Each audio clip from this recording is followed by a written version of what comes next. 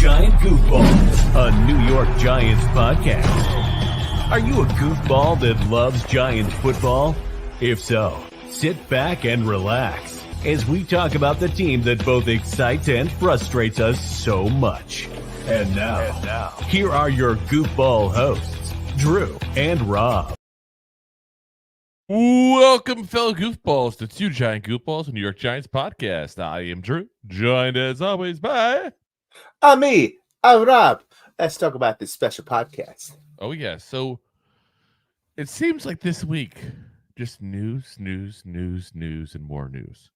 So, we got a lot of stuff to go over there with you guys. Tonight, the Giants released their video, hour-long special, talking about the Night with Legends that they did there last week at Madison Square Garden. So we're going to let you know all about that video, kind of give some of our thoughts and reactions to everything they showed. And we still got more news. Even the Pope is involved in the show somehow. The Pope. Who I never thought we've been discussing the Pope on Two Giant Goofballs, but here we are talking about the Pope tonight. We're supposed to keep politics and religion out of this, but here we are. Blame DeVito for it, okay? Yeah. Even though it wasn't him, it was his agent that went. I was about to say it wasn't him at all. Either way, by association, he's guilty. Touche. I would have loved if they got the Pope doing that, by the way. But anyway, let's get into the show here, because the main topic we got to talk about tonight is the Giants Night with Legends. So they released a video just 7 o'clock, just 2 hours ago here, guys. 2 hours ago. Yeah, so we're on the ball for one. Look at this, Rob. Yeah. We are breaking news. Did it. For those of y'all that are on, a lot of the different stuff here, I'll be able to put it in YouTube, Facebook, and Twitch. It looks like real quick the link if you guys want to watch it after the show, because we encourage you to. We're going to go over some of the information here that happened, but I'm not going to do the spoiler. Like, I'm going to give you play-by-play every single thing here. Like, Rob and I aren't about that. We want you guys to watch this thing. It's fun. It's nice to reminisce about 100 freaking years of history, guys. By the way, 8 championships in 100 years. That's an 8% chance, by the way, for those who have trouble with math. That's pretty damn good. I'm sorry. That actually really is. Think about that. 32 teams in the damn league. There weren't that many back in the day, obviously, but still. Like the Vikings, how many do they have? 0. Oh, okay. They might have. Yeah, no. I don't think they have anything part of the Super Bowl. Anyway, let's get into the Giants here and everything that happened here. So, again, the event was the 20th of June at MSG, and they basically condensed it down to a 1 hour special here for YouTube. Literally all the living legends guys have appeared. Like it's crazy. It was really cool. It's crazy the amount of special ex and current Giants that were a part of this program here. The whole evening started actually on there about had Eli and Sims talking about going to Disney, because who doesn't love going to Disney? Remember, Sims is the guy who started that. Sims was the guy. There's a lot of things in Giants history that Giants were the first ones to do, and that's one of them. Then of course LT comes in, so you probably have the top 3 fan favorite Giants of all time. And LT was pretty funny through the night. Oh, he was. He always was. Yeah. Love him or hate him, because I know there's people that don't like him. Obviously, he's got a little bit of a checkered past at times. The guy's entertaining as all hell. And I think we all know Eli is also entertaining as all hell. And Sims is a little bit more dry humor. He's like that British comedy kind of thing, but he's also, got a good sense of humor about him there. As I think we might have lost Rob there. He's frozen. Either that or he's in deep thought. But the event was hosted by Bob Papa. Of course, it's got to be hosted by Bob Papa. It's the voice of the Giants there. Who else but Bob Papa would be the guy to go ahead and be the guy to give us all the information here. So the whole thing starts off with the first guest there, once they start to the actual video of what happened there that night on stage, with John Mara. Which is a fitting start to the evening there at that point, to bring out the guy who literally is the face of the franchise for all intents and purposes there. I heard you, Rob. Is that you? Are you back? Rob is back. Let's get him back in here. Nope, we lost him again. Rob's back out. But yeah, fitting to get him literally the face of the franchise there, because he's been the Mariners have owned this league for the 100 years at that point there, basically. So, it's very fitting to have him out there. He started out by thanking the fans. I was a little shocked he didn't thank them by handing out medium Cokes to everybody in the stands. I was so expecting, something a little corny like that at that point there, because the Giants have done it recently. But no, he did a great job, I thought, talking about some of the history of the team there, talking about the olden days there when his dad ran the team for many, many years, talking about, things going forward at that point as well. So, good job, I thought, by him. They talked about the Tisch family and when they got added to the organization there back in the 90s, basically giving them credit for making the team as a more professional business overall. Steve Tisch was there at the event. He was in the audience. They showed him briefly on screen, but he didn't actually speak. Let's be honest. People aren't there for the ownership, though. They're there for the players. They're there for the coaches. So, Sean O'Hara and Peter Schrager were brought out to be co-hosts. They were Bob Papa later on after that.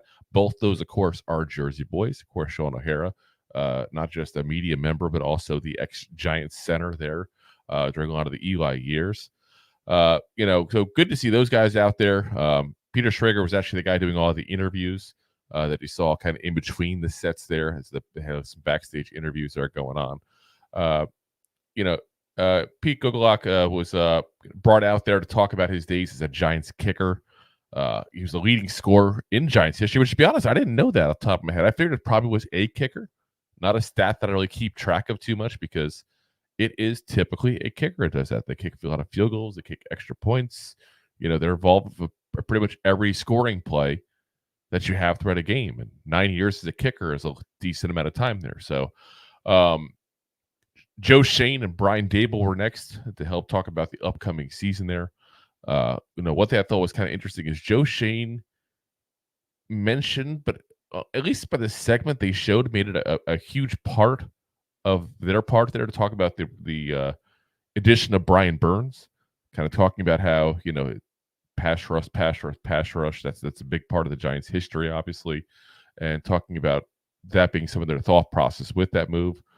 Even talked about how he's been in contact a lot with Orny Accorsi. Of course, the old Giants GM there was big architect of these championship teams, even though he was gone at that point when the wins started happening under the Eli regime there.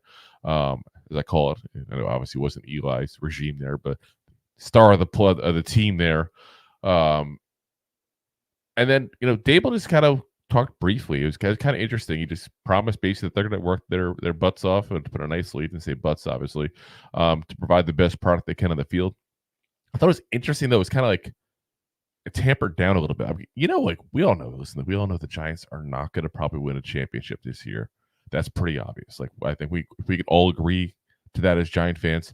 Obviously we all hope that that's going to happen, but it's not exactly something you expect in the cards there, as Rob is officially back again. There he is, the man, the myth, the legend, Rob himself. So, it's interesting that Brian Daboll didn't talk about, we're going to go out there and put a great team out there for you guys. We're going to go out there and beat some other teams. It wasn't like that. It's like, we're going to work our tails off and put the best product we can out there. I thought that was kind of an interesting way of wording it. It's kind of like, we're excited. We're going to work hard, but don't expect too much. Yeah, it was. Don't get me wrong. His tone didn't mean it that way, but his wording was very cautious. Yes, he's always been that way. He's always been very vague of his message. Yes. And he didn't say it was going to be a bad team. He didn't say it was going to be a good team. He just kind of said, this is what we got, and we're going to make the best of what we got. It's like when you're on one of those cooking shows and they give you a couple of ingredients, you got to figure out what to do with it. He's like, this is what I got. We're going to do what we can with it. Yeah. I don't know what I got here, but I guess we're making a jambalaya. Exactly. Bobby Okereke and Kayvon Thibodeau were next. I thought that was kind of interesting. Those two were considered the current players that they wanted to bring out. I mean, obviously, as much as Daniel Jones is, the quarterback, and, quarterback's usually your star, obviously, he's a little bit of a mixed reaction from fans he would get. But, I kind of expected Dexter Lawrence and Andrew Thomas to be the guys. I mean, those are the guys that are the two biggest names on the Giants there. So I mean, you would think so. I mean, we also don't know. They didn't say anything about could have been scheduling thing, this and that. But listen, you make time for that. That's a big thing. you make do. time for that. I'm sorry. And I gotta say as well. Listen, listen. We're gonna talk about a couple of things apparently today. I never thought we'd talk about. We're gonna talk Yeah. We're gonna talk a little bit of fashion. Because am I the only one who thought that Kayvon Thibodeau? I was going to bring that up. I thought he'd come out in like a freaking like amazing like suit, like something like you know what I mean? Like, He looked like he was half San Diego ready for the beach and half. Yeah, I don't know. Yeah, like right? Like he might have went like it could have been like maybe he's going fishing. Yes. He had like a Giants hat that had like some kind of design on the edges there, and he had like he had a button down shirt and khakis. Like this is a guy who is kind of known for trying to win the award for closest dress to Cam Newton. Like this is what he does. Like he wears weird things. I'm not wrong in that. Like seriously, like, I swear. It's really funny because I always said I expect him to come out like Cam Newton. Yeah, like I fully expect that he goes clothes shopping at the Goodwill with Steven Tyler and Cam Newton. Like that's the kind of way he dresses. But I mean, listen, it's not my style of dressing. I'm more of a jeans and a t-shirt guy. If I'm going to wear a suit, it's going to be a nice, simple tailored suit at that point. There, like old school, but finally worn. You know what I mean, like that kind of thing. But he has his own fashion sense. I was just like I said, was a little shocked that he didn't come out with something. You would think. Oomph, because that was a moment he got a little oomph. That was kind of like. If he was a dad, that's the outfit he would wear. Yes. Like the guy who doesn't dress up usually that had to dress up all of a sudden. It's like, what do I got? Here's a pair of khakis. Here's a flannel shirt with the collar. I'm good. Like that's what. Make sure it's ironed. It's like when the husband is forced to go out to a fancy dinner with the wife, and it's like, I don't want to dress up. Yeah, or they have to go to Christian for the first time in like 10 years because yes. Like, I don't have a button-up shirt. What do I got? Dust this off. Yeah, like that's what it kind of felt like. I said, weird. I didn't think we'd be talking about fashion really ever on the show, but like I said, I just thought it was a weird kind of takeaway there. Again, not knocking him, be comfortable. Like I'm that guy. Like I said, I'm a jeans and a t-shirt guy usually. Just not what I expected considering what we know of Kayvon. Anyway, let's get off the fashion stuff here. Yeah. Backstage, apparently LT had asked Kayvon about how many sacks he had this past season. Great. Yeah, it was. Listen, and this quote's been going around since that night because Kayvon mentioned it on the stage, obviously. But it was funny. He said, so LT apparently, like I said, backstage, he asked him how many sacks he had last year. He said 11.5, and then LT asked him if he only played in 3 games, which I thought was not only funny because of the fact that LT can say that kind of stuff and get away with it, and like nobody else can, but it's also.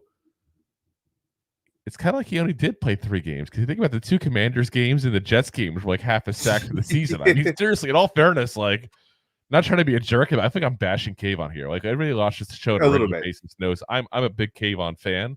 I just wish he get a little better at setting the edge and stopping the run from going outside of him. But he's a young player, and that's going to happen, But yeah, like I said, I thought it was funny because I think in his head he did have that little bit of truth part of it coming out. You know what I mean? Like, I think he was thinking that when he said that personally. I don't want to speak for LT. I'm not going to sit there and pretend like I know that for sure, but I thought it was pretty funny.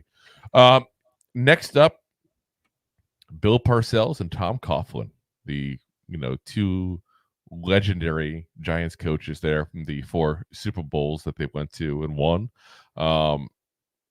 Interesting enough that while they were both up there, they have 4 times the rings of the Eagles.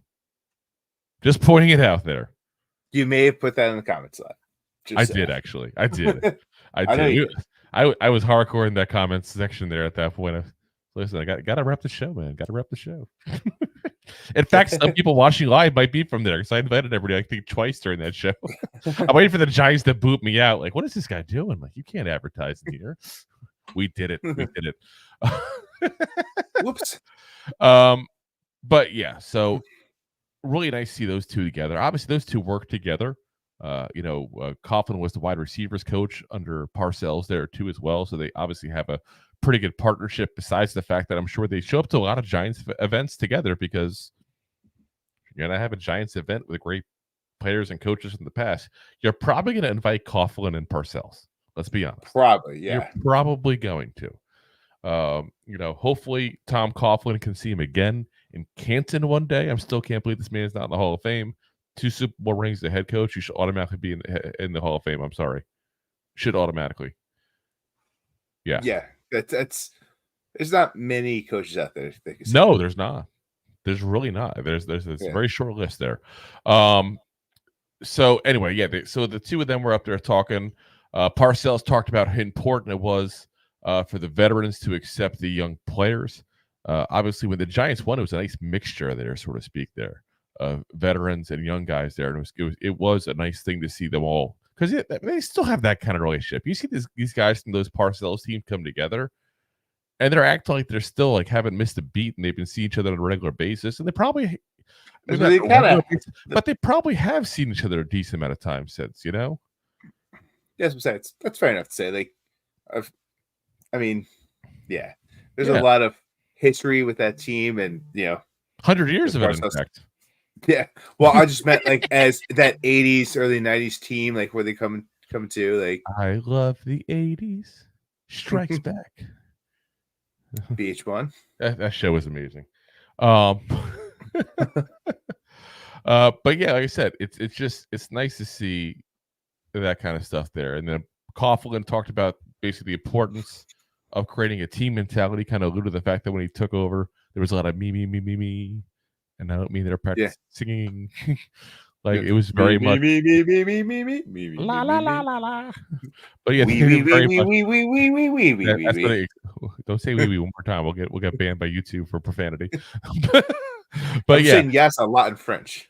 But yeah, they he talked about that. And I think that was nice for him to acknowledge the team's part in also. It's kind of like that's the humble man when you're sitting there like, how do you change things around? Oh, well, the team developed a winning personality and developed a team chemistry. Not I did this, I did that. Like that's a classy move to go ahead and do that. Yeah.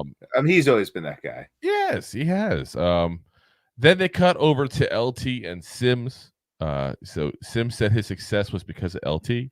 LT then joked around that Sims always just trying to chuck the ball down the field. The friendship between those two is just it's so obvious. Yeah. It's awesome to see. Like there's people you work with that like you're done working, you don't see them again, you don't deal with them again, you don't want to deal with them again. It's nice that these guys seem to enjoy their time with each other. It really is, because they don't have to be near each other anymore. They're not contractually obligated to. No. They don't got to joke around with each other. Like all that doesn't have to be there. No, I was about to say, and you can see that they still have the connection. They still do, and they just bust each other's chops nonstop. Exactly, and I'm all. And that's what it was. Yeah, I could have watched the two of them just chit chat with each other for the whole hour. They're just there alone. So, but yeah, so then they bring out Sims, Eli, Carson, and LT onto the stage there. Probably, at least living wise, the top 5 New York Giants. Obviously we can get into the olden days and who's still around from there at that point. Like the Frank Giffords of the world and all. But as far as the living Giants, that's probably the top 5 most popular Giants there at that point on that stage at one time. It was really nice. I don't want to go too much of what they talked about because again, guys, I really do want you guys to watch it. It was a fun time. Yeah, I was about to say, like, I really want to bring up some of the stuff that Sims and LT said, but it's like it's a proud moment as a Giant fan to sit there and go, okay, here's the team that I root for more than any other team, not just in football, but any other team in sports in general. Yes, 100%. All this damn team has done. Like it's really impressive what this franchise has done overall there. But yeah, so then they cut to interviewing Carl Banks, talking about his experience in joining the team after being drafted. Next group they bring out is Brian Kelly and George Martin. So bringing out some really OG at that point there. And, they're brought out next with LT, Carson, and Parcells still out there joking around as well. Then Phil McConkey, Joe Morris, Mark Bavaro, Otis Anderson, and Carl Banks joined them on the stage there. So yes, my old friend Otis comes out. Oh yes, we know you and your Otis Anderson story. Should we have you tell the Otis Anderson story? Nope. No, we should not. We should Nope. not. Nope. In fact, I don't even think that's on YouTube or anything. Maybe we'll have to put that on there as its own segment. Rob tells the dramatic telling of the Otis Anderson story. The greatest story since Gilgamesh. and the crazy thing is, I don't even think we have the video of us having that chit chat that day at that point. So we'd have to like get a storyboard. Like I'll have an AI like do AI. Please make a video for this. Well, here I meet Otis. Listen, we all kind of. I think I met of the guys that are out there tonight. I said actually last week. It feels like tonight since we watched the video tonight. But the guys that were on the video tonight, I've met Carl Banks, Jason Sehorn, and Tiki Barber. And all three of them were very nice. But we talked about before. Sehorn's funny because he's just definitely at the time at least. I know he's been a few years since I've seen him. He might be a changed man, but back then he was definitely very friendly with women. I'll put it that way. Anyway, he knows what he likes. Yeah, exactly. Listen, it is what it is. And he still has the great hair because Jason Sehorn was actually brought up in the next group. I could not believe it. I'm like, damn, what happened to me compared to him? Like, whatever shampoo this man is using, I need to pick up a bottle of this Pert Plus or whatever he's using. Head and shoulders or whatever he's got. He still has the same hair. Like he's definitely, it's gotten some grays in there at that point, as we all have over the years there. But you figure, and again, I didn't plan on talking about his age, but you got to figure he's probably, since he played the 90s. He's probably his early 50s at this point. I gotta imagine. We can look it up real quick. Obviously, I would say his early 50s. It makes sense because if he's drafted, let's say 90. Yeah, 53.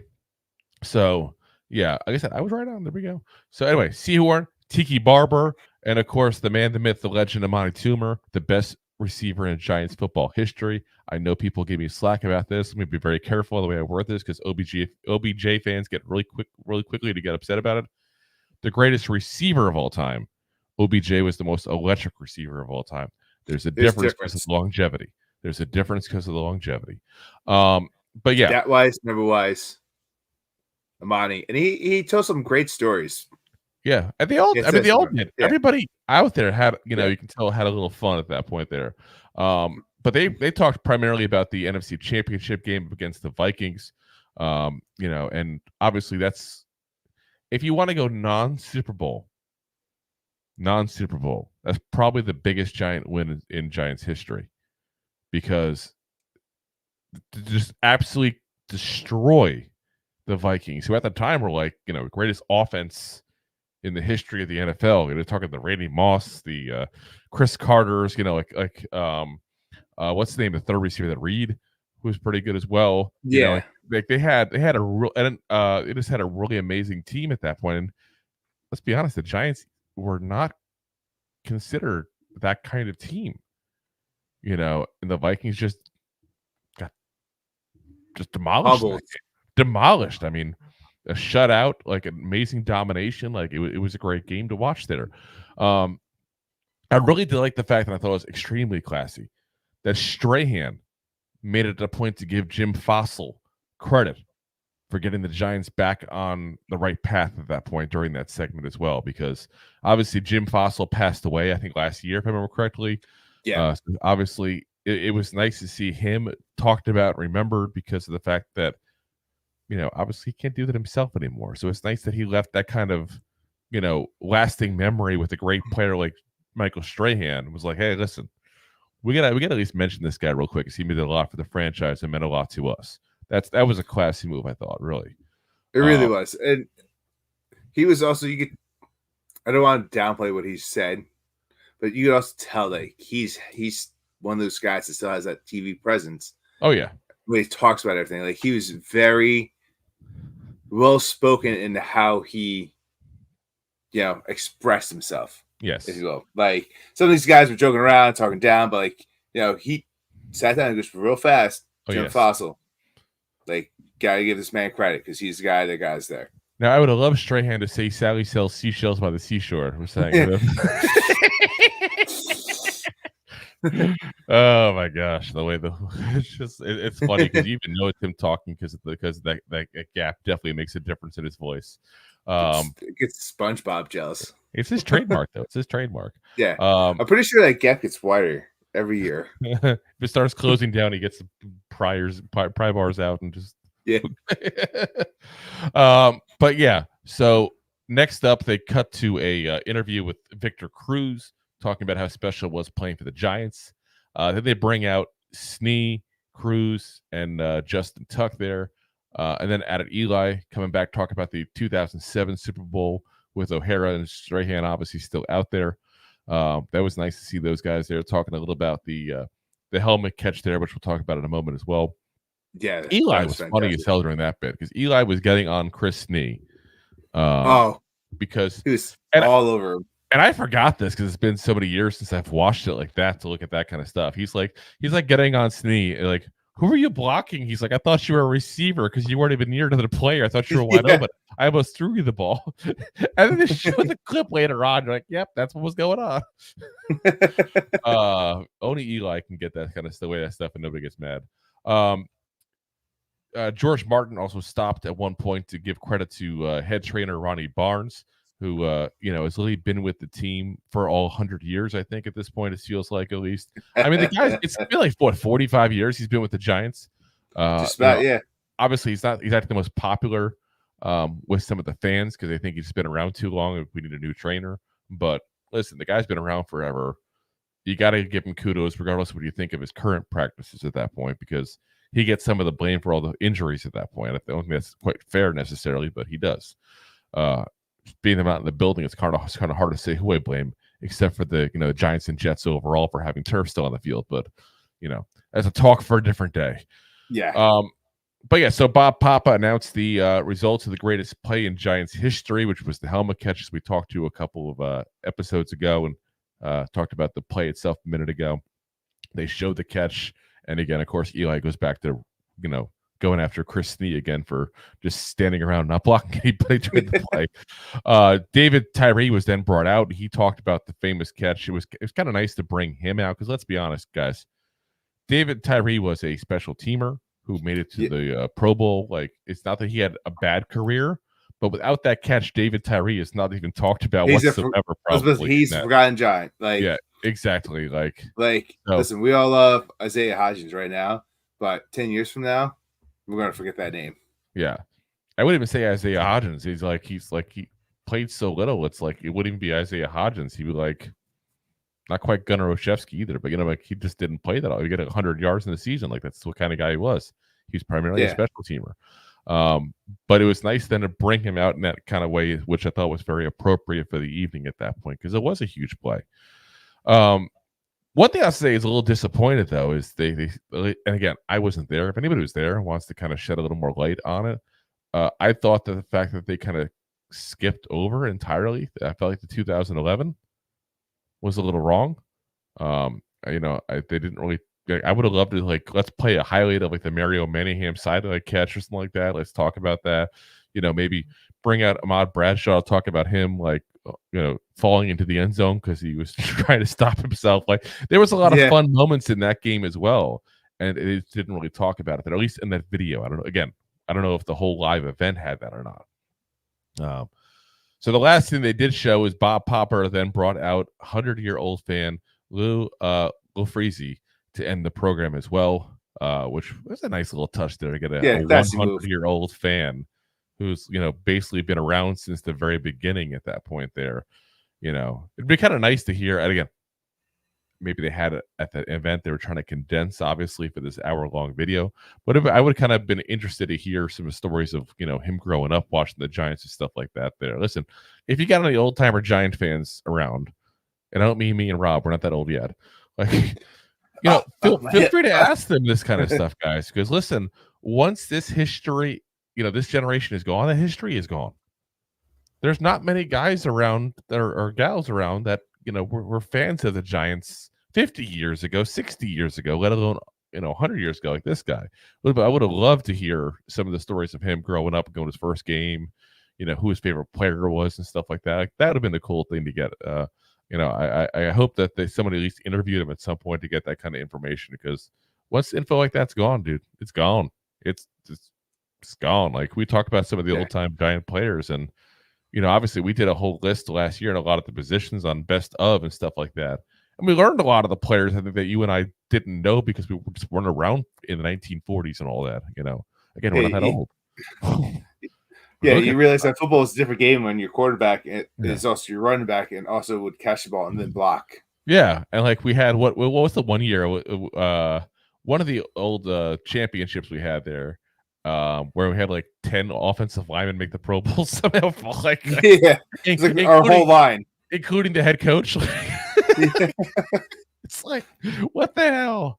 But like I said, it's nice that they acknowledged him in that way as well there. So again, guys, we put the link in the comments section there for you all on Facebook, YouTube, and on Twitch, since it lets us do that. So if you're not on one of those platforms, feel free to go check it out there. While you're there, of course, give us a like. We'd definitely appreciate that as well, especially on YouTube there. Give us a subscribe. Bell. We love that kind of stuff there. It just makes us happy. It does. It also helps the program out. So it really does. It helps push a lot of things out there at that point there, guys. So as we could continue with a very good stretch we've had lately the last couple months, guys. We definitely appreciate you guys for that. Yeah. So let's get into some of the Giants news that we have here. But before we do that, let's pay those bills, Rob. Let's pay the bills. I didn't forget this time, see? Enjoying the show? Looking for more goofball action? Consider a membership at buymeacoffee.com/2giantgoofballs. Memberships start at just $5 and give you additional goofball access. One-time support payments also available starting at just $3. buymeacoffee.com/2giantgoofballs. As Rob's in the background drinking a fake coffee there. I see you there, Rob. Pinky's out. It's fancy. Oh, yes. Let's get into the Giants news. It's time for the news. Now Rob's like doing a music producer thing in the background. I should just pretend like I hit it sometime. I wish there was a way I can do that where like people can see what you're doing in the background during the videos. The blooper, like a news anchor. Hey. Exactly. So, all right, guys. So first up, new ESPN report. Coaches are talking about Daboll, and they're not talking about a good way. You see him yelling at that crowd there in that picture.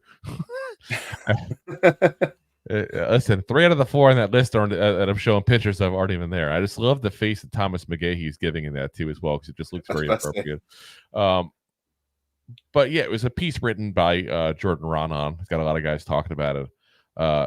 So basically, obviously, Wink Martindale, Kafka, others just didn't like working under Daboll last year. We talked about that before. To be honest, I'm a little confused on why it's news. And I hate to say that while we're talking about it because it makes me seem like I'm downplaying our own segment here. But let's be honest, guys. This is not new.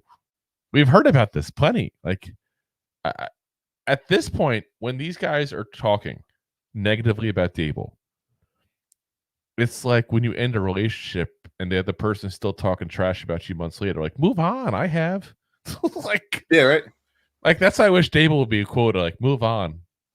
You'll find somebody better for you. It's not you. It wasn't the right fit. It wasn't. Yes. It wasn't you. It was me. You deserve someone better. Yeah. Guys, it's been a while. It's been a while here. We're talking these guys, that are gone at least, been let go, for 6 months now. 4, 5, 6 months. Yeah. But half a year, guys. Let it go. Let it go. Just watch Frozen to understand the point of the song. Yeah. But yeah, so basically former coaches were telling Jordan that they felt there was too much finger pointing going on, that Daboll wasn't taking accountability for his own errors. He had a couple quotes there from anonymous coaches. I love that. Anonymous. Listen, have the huevos to put your name on it, goddammit. Yeah. I hate that kind of stuff. Like, I really sit there and bitch.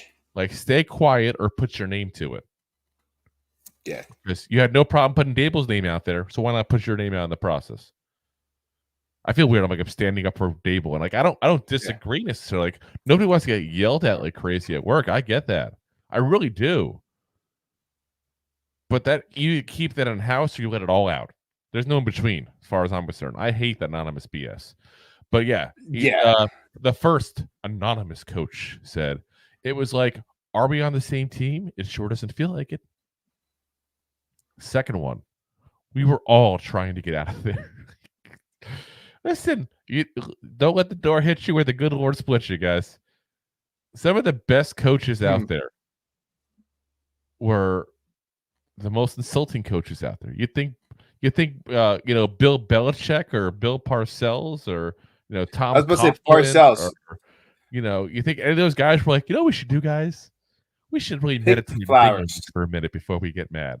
No, like Phil Simms talked about during the Legends night, talking about how I was literally just about to say that. He said he looked at his birth certificate to check his first name was F because that's how often Parcells you say F and Sims. Like, Yeah. And I get that's a player, not a coach. There's a difference there. A lot of coaches get a little hell bent on having a little more respect because they're coaches. But listen, it's still your boss. It's still your boss. That's how the game of football has been. Now, again, I'm not for abusing people at work. I'm not saying that. I got people under me as well, and I don't curse at them. I don't go crazy. We do yell occasionally. That's life. That is life at every job, whether we want to admit it or not. At least every high stress. You're right. But you're also talking about, granted, it is a game, but it's also a very competitive game. Yes. You're at the highest level of competitiveness. Like, you're at the highest level of any level that you can play football at. When you do something at the highest level, your nerves are at the highest level. So, we're talking about the highest level? Just checking. The highest level. You can't see how high it is because it's so high. But... And Drew, you're way taller than I am. I know. 6'7" here, and I'm not even the highest level. Not at all. Not even all. But yeah. But like said, when you're at that kind of a competition, like your nerves are going to be at end. So like, yeah, you might say some profanities, and someone that's maybe a little more sensitive might take it a little more harshly. Yeah, than they would normally. But Wade Martindale. There's reports out that he was literally cursing out Brian Daboll in his office before he left and eventually quit after hiding out in Sarasota, Florida for a couple of days. It's like, where's that accountability? Like, literally, you curse the man out in his office, and then you just go away and disappear for a few days. And then complain about how he cursed you out. Yeah, like two wrongs don't make a right. Yeah, that's what my mom said. Wink always took me as the guy that would be the one cursing everyone out as well. Honestly, Wink. Looks I'm like not there. Florida man. I'm not there for what happened. I don't pretend to have inside knowledge that is already out there, isn't out there publicly, guys. But I lost any respect I had for Wink during the whole 24 thing. The last game. That was a very classless move. Like, that was saying point blank, I can't wait to get the hell out of here. Yeah. That's jerk. Because you made it very public. You made an issue out of something that didn't have to be. And you know what? The Giants got their way in the end, because I think how things panned out was exactly what the Giants wanted. They didn't want to pay him the rest of the money he was owed because they were pissed. They took that personal, I think. Again, it's just what I think. And I don't blame them. I would take that very personal as well. Because after all, this is the highest level. And where is it? But it's like, yeah, why would you want a guy around who's doing that kind of stuff publicly? Like, that's just crazy. I wonder why he had trouble finding a job after the season was up and had to go back to the college ranks. Not that Michigan's not the worst landing spot in the world. I'm not trying to disrespect Michigan, but like, that's where you ended up. There's also a big difference between coaching for the NFL and coaching for college. That's like the difference between a free small Coke and a free medium Coke. Like, there's a huge difference. Thanks, family. I would never let that medium Coke thing go. But yeah, like I said, like I said, to me, there's two sides to every story, and I just hate that. I feel bad for Daboll because he's trying to take the high road and just move on. Like, people keep just dragging his name through the mud. Let it go, people. Let it freaking go. You didn't like him.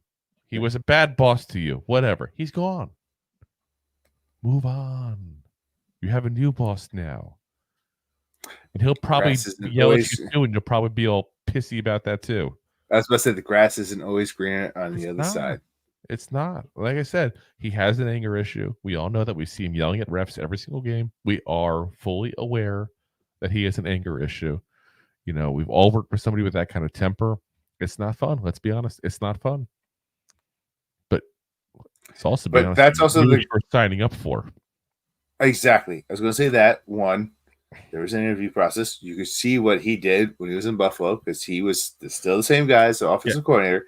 Well, it's like he was hiding. Also, yeah, but also he's a guy that gives you his all. So like good and the bad. So like and the team responded. The team responded to him. We talked about it before. Bart. This team kept fighting when there was nothing to fight for. Nothing to fight for. Like the season was over and they're still fighting. Look at the big whooping they put on the Philly the last time they played. You don't do that if you're giving up on your coach. You know? No, not at all. And that's what I'm saying. Like, you have to like that guy that's the one that's going to yell at you. There's a good shot he's the one that's going to get your back in any situation, and that's the kind of guy I take Daboll as. Like, he's the one that, first and foremost, he's the one that has your back, but he also expects you to be at your highest level. And if you're not, like, you're going to see that little like anger issue part of it, but like at the same time, like he will go to bat and fight for you. Damn straight. So yeah, like I said, these guys just need to shut up. He's also seemed much more relaxed lately. There's been a lot of reports about that. He seems much more relaxed at the OTAs. He's learned from it. Hopefully he has a better relationship with his coaches going forward. And, you know, things change for the better at that point there. Because I like Daboll. You know, I think he's a guy that could be around here for quite some time there, depending on how this season goes, especially. But, you know, I think he's on the, I would say, hot seat, like I know other people have. But they're definitely looking like, how does he respond? It's his third year. Last year was kind of a disappointment. I would say even, you know, I mean, I would just say it's like there's definitely not ice cubes he's sitting on. Like he's definitely not putting a parka on anytime soon. But I wouldn't call it warm. Yeah. So, all right, let's get to the next bit here because Sports Illustrated gave a list of players that they think are bound to have their first Pro Bowl appearance this year. And guess who made the list? The guy who should have been the Pro Bowl, at least in my opinion, the last 2 years. Andrew Thomas. There he is. The man, the myth, the legend himself there. Yeah, I mean, the guy's second team All-Pro. Didn't make a Pro Bowl. Like, you're telling me he's the second best at his position in the entire NFL. And he doesn't get to the Pro Bowl. Someone make sense of that for me, please. Like, am I crazy? Is there some kind of mathematician listening to the show that can put in the comments section how this XYZ equals to the 10th degree of the XY axis here? Like, because that makes no goddamn sense to me. Absolutely no damn sense to me. None whatsoever. Yeah. So, you know, and he battled injuries last year and still was, again, clearly on a bad line, but he was so heads and shoulders above anybody else on that offensive line. Even hobbling around at probably 85% like he was for much of the season at that point. He was so much better than everybody else in that because he's just that good. And guys, this is a guy who basically has to do it all himself because he's had no help in this line basically since he's joined the NFL. And he's done such a good job. He developed on a team that can't develop. I think we need to acknowledge that. The fact that there's so many offensive linemen we brought in, veterans that went downhill, Mark Lewinsky, you know, guys that look promising that had to go elsewhere and are like, you know, Will Hernandez, Ben Bredesen is looking pretty good for the Bucs this you know, in this offseason here. So we just can't develop offensive linemen, at least in the last 10 years. And here's a guy who succeeded and is playing at an extremely high level. Like, he should have point blank already been to a Pro Bowl, if not two. And I do hope this is the year for him. He deserves the recognition, guys. He does. And if it happens again at Camping World, maybe I'll see him. Maybe I'll go to the Pro Bowl again this year. Ooh. I did enjoy it last year. That was kind of fun. It was a different experience, that's for sure, but it was fun. So, all right. Let's talk about the Pope here. Again, I never thought we'd talk about the Pope on the show, but let's talk about the Pope. We always avoid politics and religion, which is funny. We're recording this while the presidential debate is going on, and we're going to discuss the Pope. We're breaking all the rules here. But But yeah, DeVito's agent, Sean Stellato, got an audience with the Pope. And I'm trying to wrap my brain around why this and how this even happened. So the news was broken by Adam Schefter, who even released a picture of the two of them together, like proof, like, look, this actually happened. I'm not BSing. Here you go. Like, as you say, dude, nobody would believe him otherwise. Like, so Stellato goes ahead and gives the Pope a custom football there with the Pope's coat of arms on it, which tells you something. Stellato knew he was going to meet the Pope. Like, you don't bring that so you can throw it through a window in whatever the building is, the Vatican. I don't know what the building's called where the Pope lives in. I think there's an actual name for it, but like he wasn't the like, Pope house. Hold on, hut. Like, let me throw it into the Pope mobile and hope for the best. Like, that wasn't the plan, obviously. Like, so that's been the big thing in the story. Is everybody's like, how did he get to meet him? Like, no one knows, but he did. And the Pope was smiling a little bit, seemed to be pretty happy, which is kind of shocking there, because you would think the Pope would be a Saints fan. Yeah, it would make sense. It would make sense. All righty, 2 more bits here we got for you guys here to go over. So we talked about Malik Neighbors being left off the NFL's all-rookie offense that was already announced at the NFL.com website there. He got the shaft again, guys.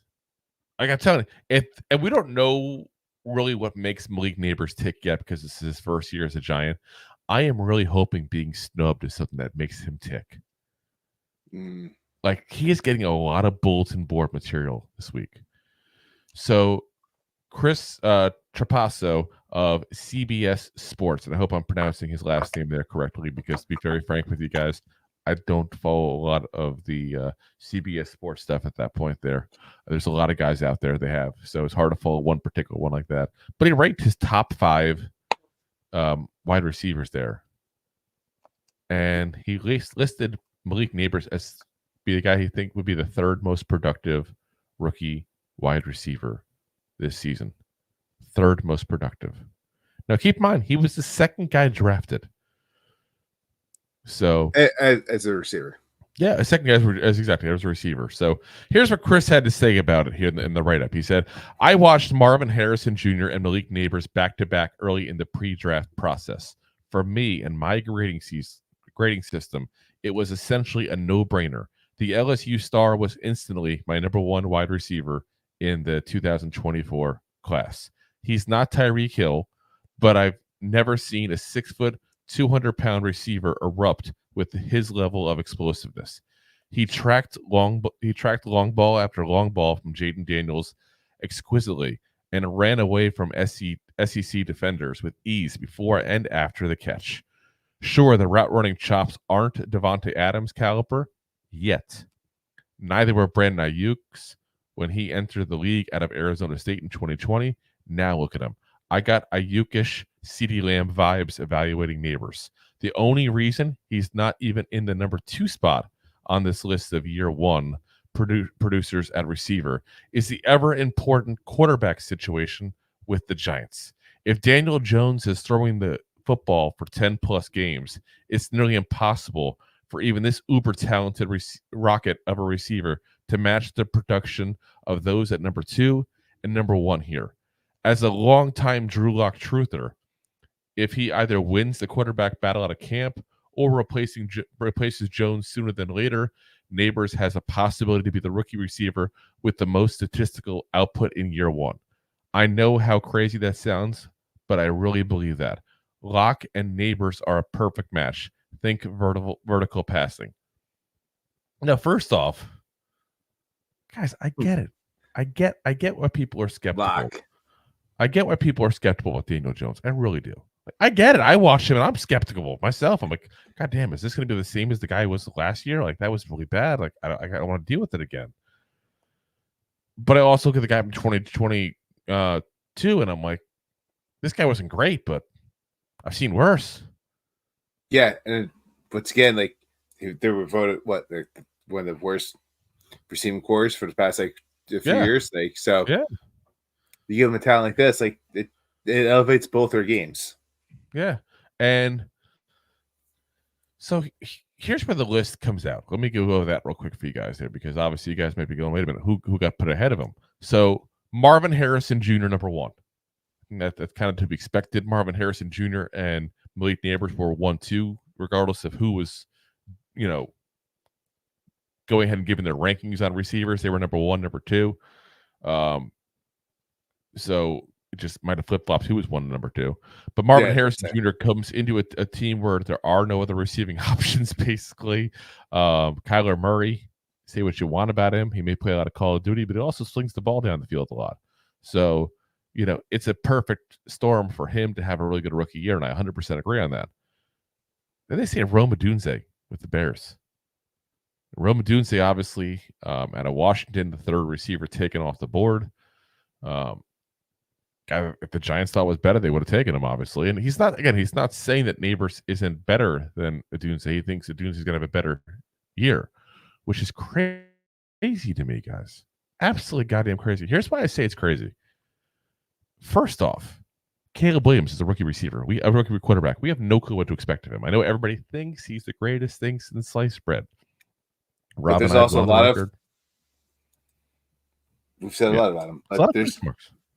And it's already been coming out like of the Bears camp. Like he may not be as good as what they thought. Yeah. So we went on record before the draft saying, we went on record before the draft even saying we didn't think he was as good as people think he is. But here's my biggest issue with why I think that's just batshit crazy, guys. Rob, who's the number 1 wide receiver for the Chicago Bears? Is it Rome Odunze?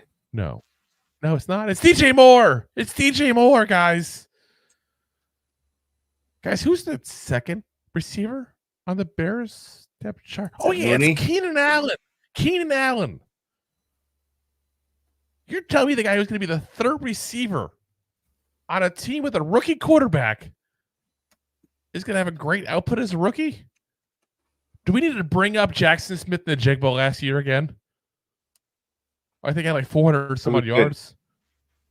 Like it's not a knock on Odunze. Odunze is a good player, and he's going to be a good receiver in this league. But when you have a rookie quarterback who's going to have struggles, that's what happens when you're a rookie quarterback. You struggle. For every CJ Stroud, there's 20 other quarterbacks that don't look so great the rookie year. Hell, Peyton Manning led the league in interceptions his rookie year. Rookies don't usually succeed that good.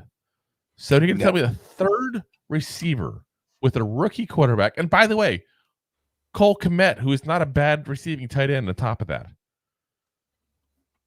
You're telling me he's going to be the guy that's going to all of a sudden excel? I don't buy it. I mean, again, Keenan Allen's got injury histories. Caleb Williams could be amazing. We could be wrong. I mean, we can give our opinions till they're blue in the face. Doesn't make it fact till whatever happens in the field happens in the field. I will always say that. But that, to me, is goddamn disrespectful to Malik Neighbors. And it's really disrespectful to Daniel Jones. I'm sorry. I get Daniel Jones doesn't deserve a ton of respect necessarily in the NFL for his playing abilities. As a person, he's earned it, but as a player, he really hasn't yet. But to think that a 6-year starter is going to be that much worse than a rookie, there's a little bit of craziness to that, guys. There's a little bit of craziness. Now, Caleb Williams will probably have a better career than Daniel Jones. That's a very safe statement, I think, to say, at least based on what we've seen from Daniel Jones now. But even that, you can't guarantee. He's never stepped in the field.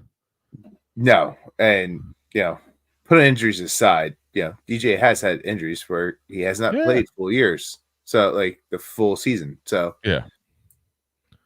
I just, like I said, to me, absolutely crazy.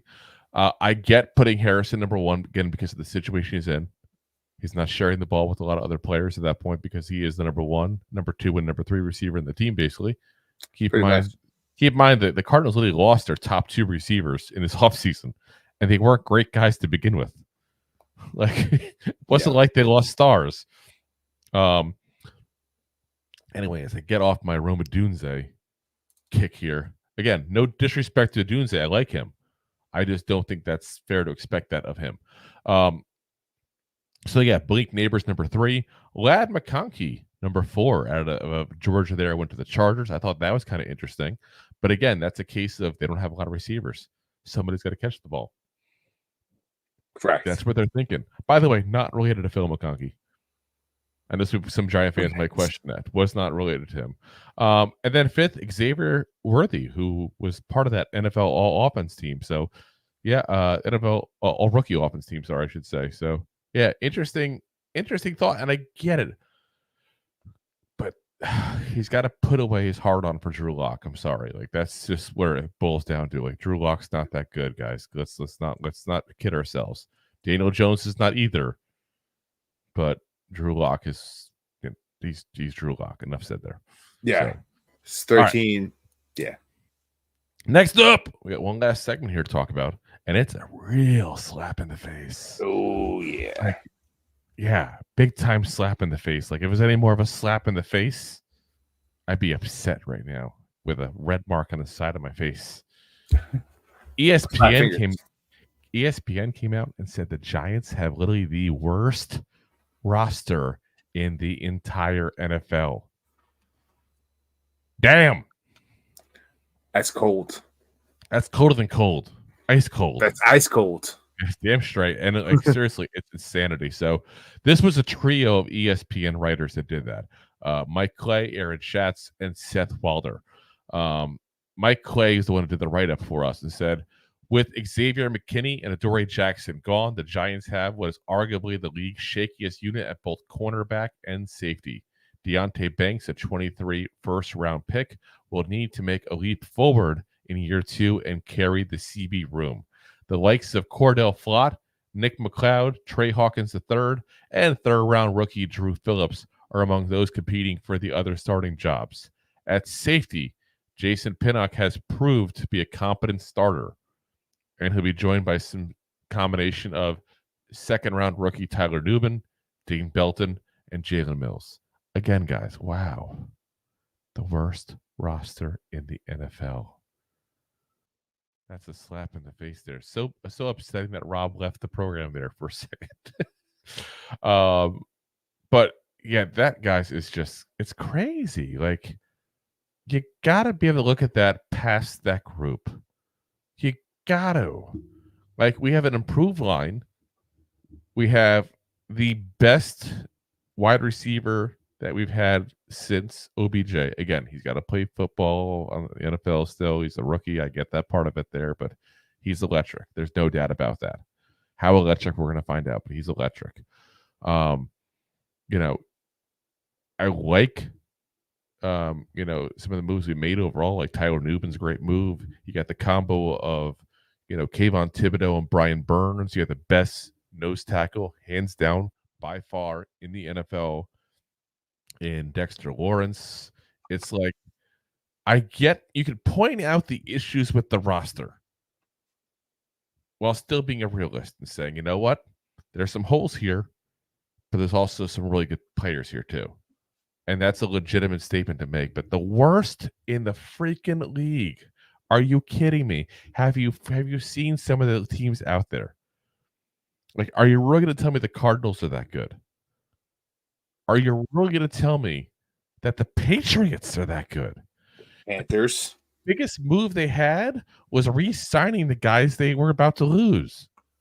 That's not a good thing to say when you would have had the second overall pick in the draft, guys. The Panthers? Who did the Panthers pick up better? Guys, they act like we won 2 wins last year. Were we good? No, we had the 6th overall pick for a reason.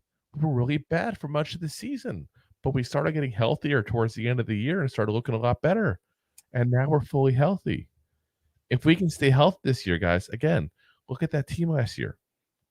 Everybody was injured. Yes. I mean, we were running out of quarterbacks. We're running out of linemen. It was bad. Saquon was hurt. He was the offense. And he was hurt. Like, this is not that team, guys. And even that team wasn't the worst roster in football. So, yeah, that to me, like I said, that's a huge slap in the face, guys. Absolutely huge slap in the face. So, slappity slap to you, ESPN. Slappity slap. Yeah, exactly. All right, guys. Well, we're going to call it a night here. So we'll be back for you guys again Monday. Maybe we'll finally start up our NFL draft talk again as we start revisiting the prior draft classes there. Again, 2010 is next. We will get to it one day. Which Giants keep making the news, so we keep on having more, present things going on at that point there. So again, Monday, Wednesday, and Thursday, 9 p.m. Eastern Standard Time is when we record. We're always live on YouTube, Facebook, Twitter /X, Twitch, and of course, Rob's favorite, my LinkedIn profile. LinkedIn. He loves it. He's on there all Such the a time. good view. It is amazing. The clarity is great. Yes. Finally, someone knows to do it. LinkedIn. It's Watch the Two Giant Goofballs. And of course, we're always available the next day on all the audio podcasts as well. Obviously, Apple, Spotify, iHeartRadio, Amazon, all the big ones there. So if you haven't already, do me a favor, hit the like in the video or the audio that you're listening to. Hit the subscribe button as well there. Leave us a comment, leave us a review, share it with a friend. These are the stuff that really help everything going, guys. So again, it is free, the show there at that point there. We appreciate any support you guys can show like that. We appreciate monetary, obviously, with the buymeacoffee.com/2giantgoofballs. But like I said, even a share and a like, guys, really does a lot for us there. So we definitely appreciate it. Again, we will see you guys again Monday.